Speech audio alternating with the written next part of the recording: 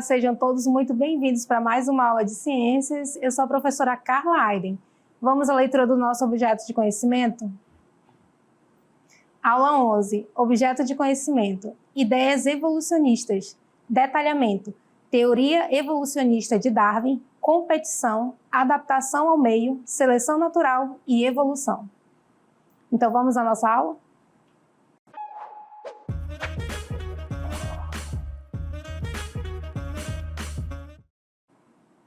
Então, a nossa aula de hoje é sobre Charles Darwin e a sua teoria sobre a evolução dos seres vivos. Charles Darwin, quem foi ele? Ele foi um naturalista inglês que viveu ali no século XIX, que se destacou por sua teoria da evolução, que explica cientificamente como as espécies mudam ao longo do tempo. Sua principal contribuição foi o conceito de seleção natural, que nós vamos conhecer durante a nossa aula, segundo o qual os indivíduos mais adaptados ao ambiente têm maior chance de sobreviver e de se reproduzir, transmitindo suas características às próximas gerações.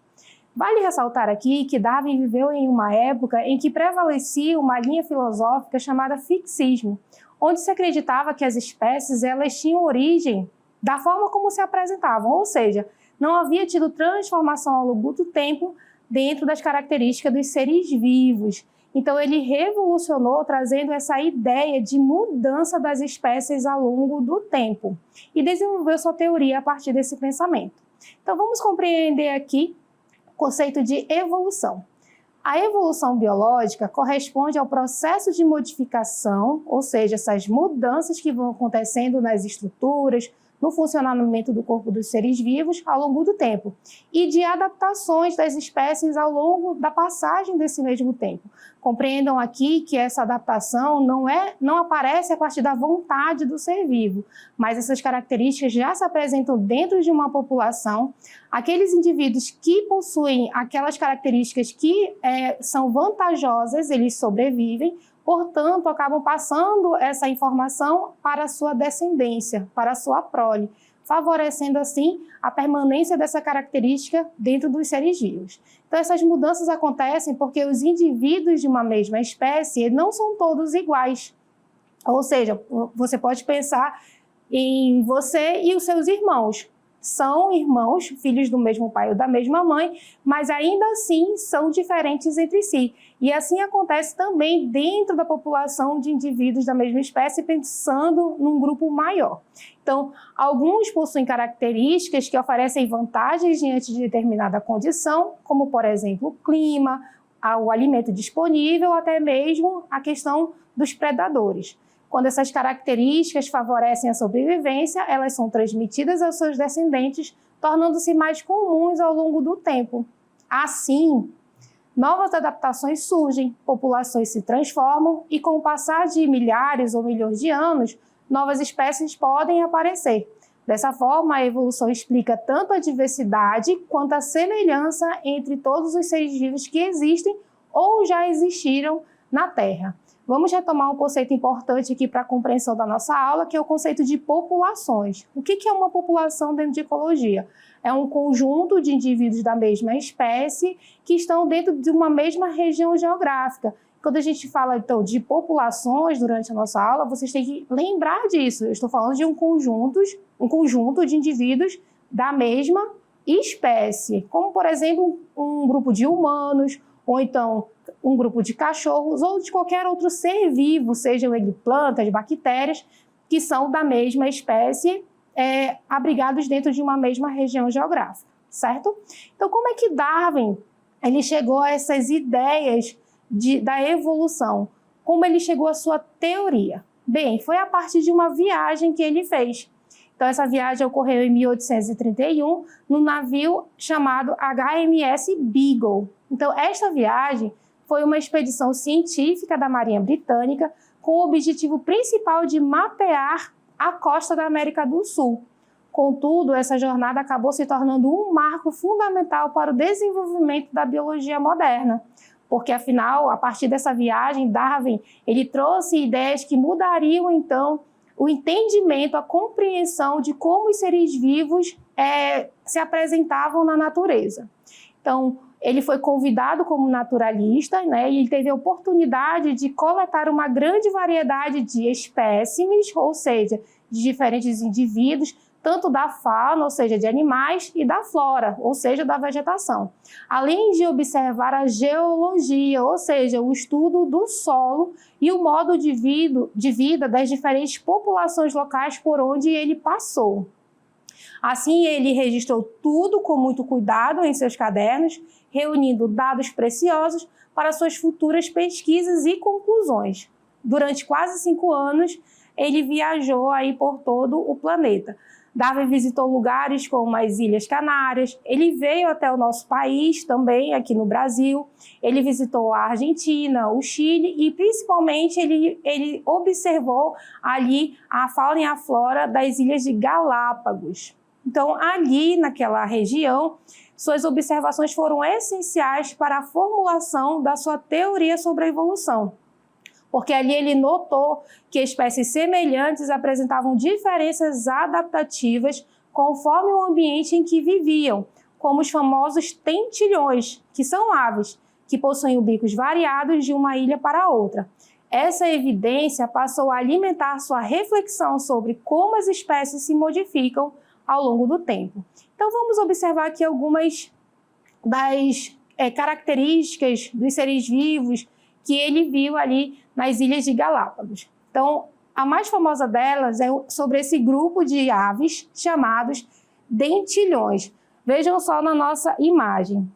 Bem, Darwin observou que os dentilhões das Ilhas de Galápagos eram muito semelhantes entre si no corpo, no tamanho e no comportamento geral, indicando que provavelmente tinham um ancestral em comum. No entanto, chamava a atenção a grande variação nos bicos, que vocês podem ver na nossa imagem, que apresentavam formas e proporções distintas, conforme a ilha que ele visitava. Então, ele visitou um arquipélago, é um conjunto de ilhas, e em cada uma dessas ilhas ele observava que esses animais tinham uma variação ali no bico. Então, em algumas espécies, o bico era largo e robusto, ideal para quebrar sementes duras. Em outras, era fino e alongado, facilitando capturar insetos. Havia ainda dentilhões com bicos compridos e estreitos, capazes de alcançar larvas escondidas na madeira, e outros com bicos adaptados para sugar néctar, semelhante aos de um beija-flor. Essas diferenças não eram apenas estéticas. Cada formato de bico estava diretamente ligado ao tipo de alimento disponível em cada ambiente. Para Darwin, essa variedade funcional, mantendo o restante do corpo bastante semelhante, revelava como pequenas modificações anatômicas, ou seja, no corpo desses animais, podiam favorecer a sobrevivência e a reprodução dos indivíduos em condições específicas. Então, essa é uma das observações mais famosas de Darwin. Então, percebam comigo que na nossa imagem nós podemos ver um animal de onde sai várias setas. Então, ele acreditava que esse animal representava uma população ancestral. Ele acreditava que, em algum momento da história, essas aves saíram do continente, se direcionaram até as Ilhas de Galápagos, isso seria a população original. E que esse grupo se dividiu e foi habitar as diferentes ilhas do arquipélago. E como em cada ilha tinha uma disposição diferente de alimentação, essa população ela foi se diversificando. Não porque os indivíduos foram mudando por vontade própria, mas de acordo com a alimentação disponível, os animais que apresentavam características que favoreciam a sobrevivência dentro daquele ambiente, foram passando essa característica à sua descendência. Então, outra observação importante de Darwin foi em relação às tartarugas gigantes. Vejam só. Então, Darwin observou que as tartarugas gigantes das Ilhas de Galápagos apresentavam diferenças em seu casco e também no tamanho do pescoço, dependendo da ilha onde essas tartarugas viviam. Em locais com vegetação baixa, as tartarugas tinham cascos arredondados e pescoço mais curto, enquanto que em ilhas com alimentos mais altos, tinha o pescoço em forma de sela, cascos em forma de sela e pescoço mais longo, permitindo alcançar melhor o alimento. E, novamente, a gente retoma aí a ideia de Darwin sobre uma população ancestral. Então, esses animais também tinham uma população inicial que se distribuíram dentro das ilhas de Galápagos. Dependendo da alimentação disponível, os indivíduos que apresentavam aquela característica favorável foram sobrevivendo, passando essas características a seus descendentes. Então, as tartarugas que estavam em ilhas onde a vegetação era mais baixa, aqueles indivíduos iniciais, eles tinham as características tanto de pescoço longo quanto de pescoço curto. Mas aqueles que foram habitar essas ilhas com vegetação baixa, eles foram favorecidos aqueles que tinham um pescoço curto e o casco arredondado. A partir desse favorecimento ambiental, esses indivíduos puderam sobreviver mais, portanto, assim passavam as suas características, a sua descendência a partir do processo de reprodução, certo? Muito bem. Então, além dessas observações, nós podemos citar também a distribuição geográfica das espécies. Darwin observou que espécies similares, mas não idênticas, eram encontradas em regiões geográficas adjacentes. Quando ele diz similares e não idênticas, é que esses indivíduos eles apresentavam ali características semelhantes, porém não eram exatamente iguais. Então, um bom exemplo disso é que ele notou que as espécies sul-americanas de fauna eram mais parecidas com outras espécies da América do Sul do que com espécies que viviam em regiões distantes, como, por exemplo, a África. Vale ressaltar que ele visitou esses lugares. Isso sugeria a Darwin que as espécies se modificavam ao longo do tempo, adaptando-se aos seus ambientes locais. E, novamente, devo ressaltar aqui que essa adaptação não se dá por uma vontade do indivíduo. Essa questão da vontade do indivíduo se refere a uma outra teoria evolucionista, que é a teoria de Lamarck. Aqui, Darwin descreve que essa adaptação se dá por uma seleção do meio em relação a uma característica que a população já possui. Então, outras observações importantes são em relação a fósseis e mudanças ao longo do tempo.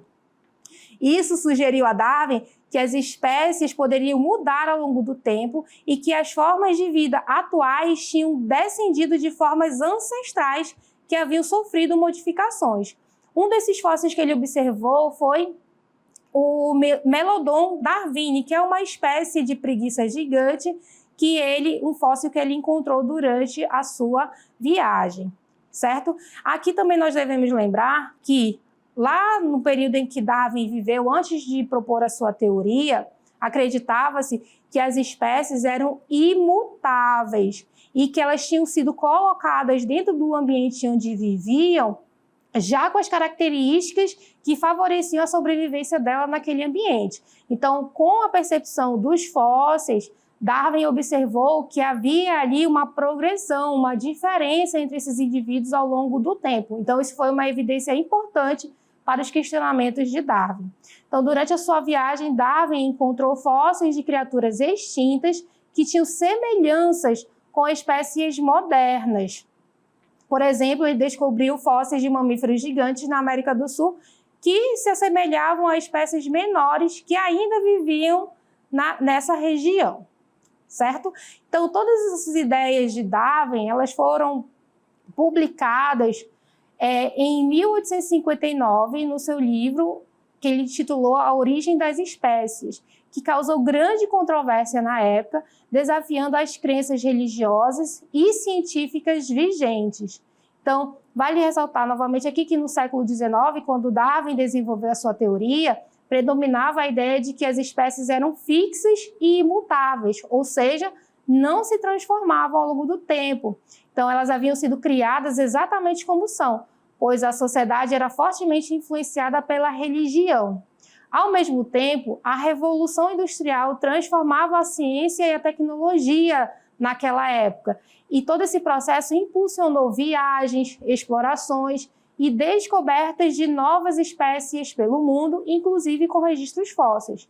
A geologia, que é uma área da ciência que estuda o solo, também avançava bastante naquela época, mostrando que a Terra era muito mais antiga do que se acreditava, permitindo que o tempo fosse suficiente para promover mudanças graduais nos seres vivos. E assim, Darwin desenvolveu sua teoria da evolução por seleção natural, rompendo com a visão tradicional e inaugurando uma nova era para a biologia, que é justamente o estudo dos seres vivos. E hoje a sua teoria é amplamente aceita e se tornou um dos pilares da biologia moderna. Então vamos observar aqui algumas evidências da evolução biológica que Darwin observou em sua viagem. Dessas evidências, ou seja, dessas provas da evolução, é justamente o registro fóssil. Vamos lá. O registro fóssil são restos ou vestígios de organismos que viveram no passado e esses registros podem ser preservados como? Podem ser ossos, dentes, pegadas, impressões de folhas ou marcas preservadas em rochas ao longo de milhões de anos.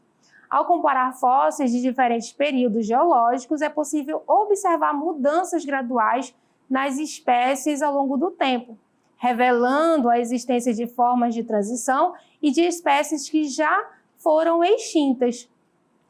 Certo? E um exemplo disso, que nós podemos falar sobre espécies extintas, é um tipo de ser vivo chamado Archaeopteryx, que apresenta características de répteis e aves, mostrando conexões evolutivas entre grupos distintos. Assim, os registros fósseis comprovam que as espécies não são fixas, elas se transformam, passam pela seleção natural e, eventualmente, podem ou não desaparecer. Muito bem. Uma outra questão é a adaptação dos seres vivos, que ele observou também. Essa adaptação é resultado do processo de seleção natural, em que indivíduos com características mais vantajosas, já presentes dentro de uma determinada população, essas características vantajosas para o ambiente têm maior chance de sobreviver e se reproduzir, ou seja, os indivíduos que apresentam essas características têm maior chance de sobreviver e, consequentemente, se ele vive mais, ele tem a oportunidade de se reproduzir. E se ele se reproduz, ele transmite essas características aos seus descendentes. Com o tempo, essas características favoráveis se tornam mais comuns na população. Um bom exemplo disso seria nós, seres humanos, na pré-história, em que regiões de alta radiação solar, como as áreas equatoriais, indivíduos com mais melanina, ou seja, pigmentação na pele, eram mais protegidos contra os danos dos raios solares. Então, eles tinham maior chance de sobreviver e ter filhos saudáveis naquela região. Então, a pele mais escura tornou-se mais comum nessas regiões ao longo dos milhares de anos. Já em regiões com baixa radiação solar, a pele mais clara foi favorecida, porque absorvia melhor a luz do sol, que é necessária para a produção de vitamina D.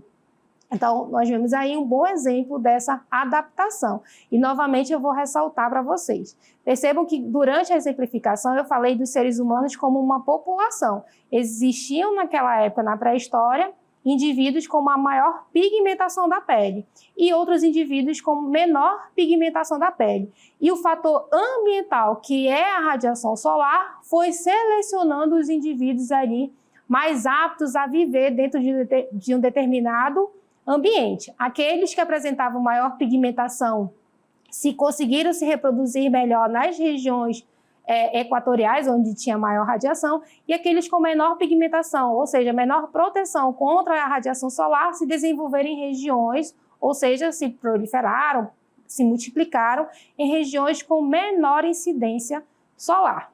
Bem, vamos então à próxima evidência da evolução, que são justamente as semelhanças entre as espécies e os órgãos homólogos e os órgãos análogos. Bem, vejam só na nossa imagem. Os órgãos homólogos apresentam a mesma origem evolutiva e estrutura básica, embora possuam ou possam desempenhar funções diferentes em cada espécie. Como, por exemplo, nós temos o braço humano, a asa do morcego e a nadadeira da baleia, que derivam de um ancestral em comum. Então, esses órgãos que apresentam a mesma origem embrionária são chamados de órgãos homólogos, como nós podemos observar na nossa imagem. Já os órgãos análogos desempenham funções semelhantes, porém, possuem origem embrionária e estruturas distintas, como, por exemplo, as asas de um inseto e as asas de uma ave. Enquanto os órgãos homólogos revelam parentesco evolutivo, os análogos mostram adaptações semelhantes a ambientes parecidos, sem indicar relação de ancestralidade direta. Ou seja, não possui, no caso dos órgãos análogos, não há um ancestral em comum. Vejam só, uma outra evidência que nós temos são os órgãos vestigiais. Que órgãos são esses? São órgãos atrofiados e sem função aparente. Um exemplo é o apêndice que nós, seres humanos, possuímos. Você já tirou o seu?